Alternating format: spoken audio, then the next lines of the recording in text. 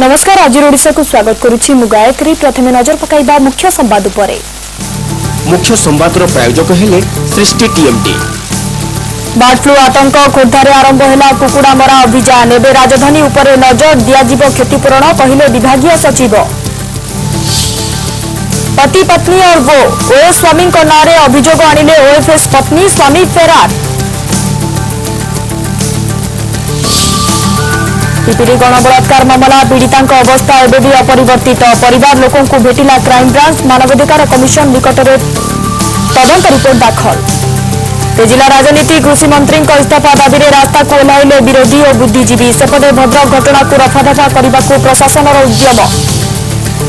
कनक TV कथा सत है। विधायक जगबंधु माझी हत्या मामलें जड़ित थिले माओवादी। मेनपुर डिविजन जानी और सत्यम विरोध में जमीन विहीन गिरफ परवाना।